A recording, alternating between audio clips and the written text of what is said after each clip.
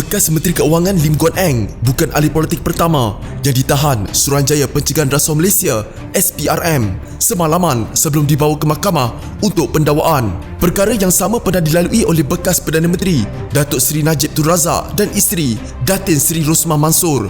Malah katanya lagi, pemimpin lain yang pernah bermalaman di lokap agensi membantras rasuah itu termasuk Datuk Seri Ahmad Zaid Habidi, Datuk Seri Abdul Aziz Rahim dan beberapa lagi. Ketua Pesuruhjayanya, Datuk Seri Azam Baki berkata, keputusan menangkap seorang suspek bergantung pada budi bicara pegawai penyiasat dan diperuntukkan di bawah undang-undang. Katanya, SPRM mengambil tindakan yang sama dalam kes yang melibatkan ahli politik lain termasuk bekas Perdana Menteri Datuk Seri Najib Tun Razak. Jadi tak timbul masalah. Tidak ada isu kerana ini satu perkara adalah tindakan budi bicara pegawai penyiasat. Dalam kes Guan Eng, keputusan pegawai penyiasat kena dihormati. Tiada masalah apa-apa dan ini bukan kali pertama seorang pemimpin politik ditahan. Katanya, Azam berkata, semua pihak perlu menghormati sebarang tindakan yang diambil pegawai SPRM termasuk menahan Setiausaha Agung DAP itu semalaman. Sekiranya ada mana-mana pihak rasa tak puas hati, saya persilakan buat aduan di mana-mana atau bawa ke mahkamah, katanya.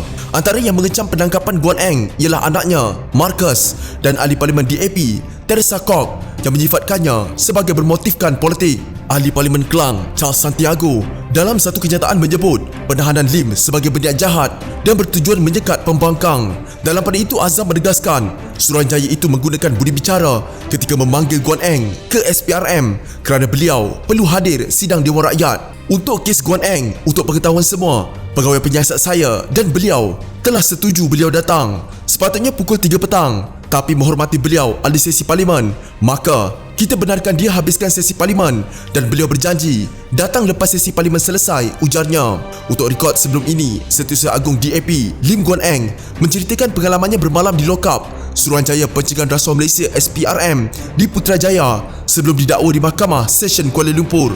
Dalam satu hantaran Facebook, bekas Menteri Keuangan dan Ketua Menteri Pulau Pinang itu mengimbas kembali bagaimana dia tidur di atas lantai papan dan tidak bernasib baik seperti Menteri Keuangan sebelumnya, iaitu Najib Razak semasa ditahan SPRM berhubung kes 1MDB dan SRC International.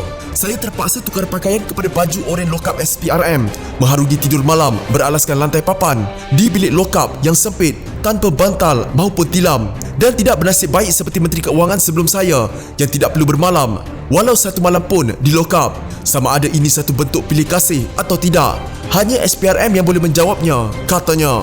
Guan Eng didakwa di Mahkamah Session Kuala Lumpur atas tuduhan meminta suapan 3.3 juta ringgit berkaitan projek terowong bawah laut Pulau Pinang yang bernilai 6.3 bilion ringgit. Guan Eng mengaku tidak bersalah atas tuduhan itu dan minta dibicarakan serta dibebaskan dengan ikat jamin sebanyak 1 juta ringgit. Jika anda mempunyai gejala seperti demam, batuk dan sesak nafas, jangan berlengah untuk terus ke klinik atau hospital bagi menjalani ujian saringan. Bersama kita tangani wabak COVID-19.